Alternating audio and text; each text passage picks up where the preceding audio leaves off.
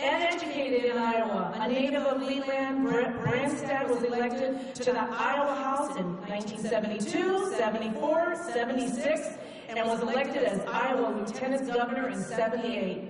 Branstad was the longest-serving governor from 1983 to 1999 and has weathered some of Iowa's worst economic turmoil during the farm crisis of the 80s. At the end of his tenure, Iowa enjoyed record employment and unprecedented $90 million budget surplus. As a result of Governor Branstad's hands-on, round-the-clock approach to economic development, Iowa's unemployment rate went from 8.5% when he took office to a record low of 2.5% by the time he left in 1999. That's awesome. Following his 4 terms as governor, Branstad went on to serve as president of Des Moines University, DMU. During his 6-year tenure there, he was able to grow the university into a world-class educational facility. In 2009, Branstad retired from DMU to explore running for governor. In 2010, where he won the Republican primary and named energetic State Senator Kim Reynolds as his running mate. And they were elected as Iowa's governor and lieutenant governor on November 2nd, 2010. As a result, Iowa added more than 46,000 gross new jobs in 2011. Governor Branstad and Lieutenant Governor Reynolds believe that in order to attract world-class jobs, we must have a world-class workforce. He and his wife, Chris, have 3 grown children. Eric, who is our new Iowa State Director, and I'm very proud to work with him.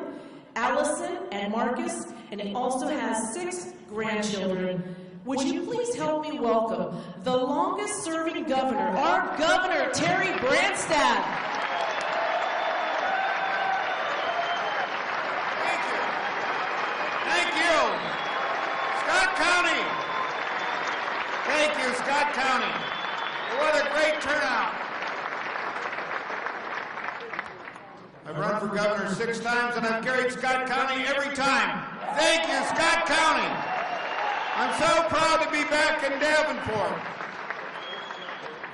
We're going to win this election. We're going to win this state for Donald Trump.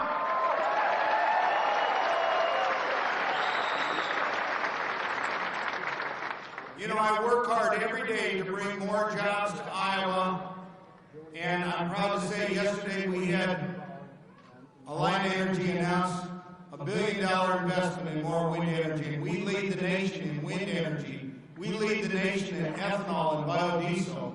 And this year we passed legislation to have a biochemical tax credit, the first in the nation, to bring more good jobs to the state of Iowa.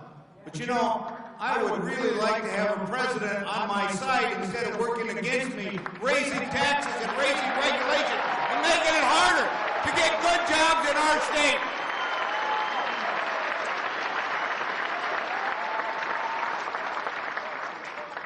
The Democratic Party used to claim to be the party of the working people, but they've abandoned working people, and they've abandoned middle America. They are now the party of the establishment, the elite in Washington, D.C., the national media in Hollywood. Mid-America deserves a president that understands it will work for working people and farmers and make America great again.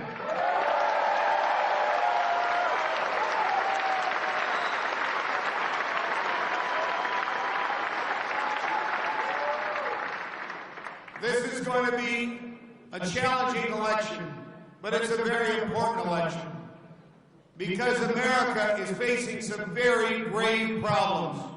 Our national debt now exceeds $19 trillion. When Ronald Reagan was president, freedom was on the march, and people gained their freedom all over the world, especially those that used to live behind the Iron Curtain. It went down, and freedom was gained in Eastern Europe. But what has happened under this administration?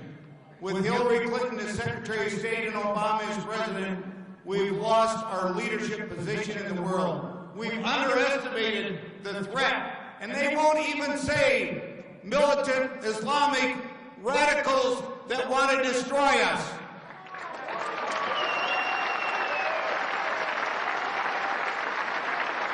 We're not afraid. I'm afraid. This is the thing that I really love about Donald Trump.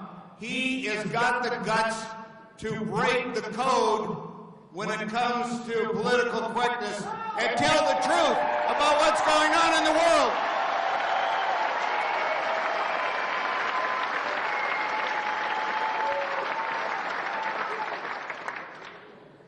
Just recently, a Catholic priest was brutally murdered in Rouen, France, by an Islamic militant extremist that wants to kill us if he gets the opportunity. And this is what we're faced with all over the world. And this is what this administration has totally underestimated. But Donald Trump understands that we need to restore safety in America. We need to restore strength. We need to make America great again.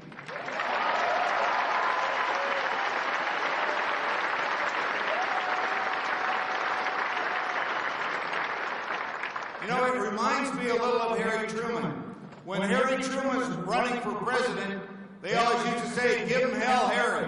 And he said, "I just tell it like it is, and they think it's hell." And that's the way it is with Donald Trump. He just tells the truth. And they think it's bad because they have created the mess that we're in.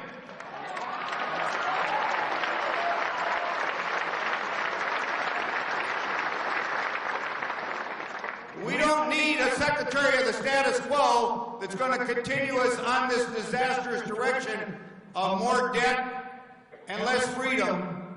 We need somebody that will restore America's safety, restore America's jobs, and restore America's leadership in the world. We need somebody that's going to make America great again. I'm proud to be here to support Donald Trump to be the next president of the United States.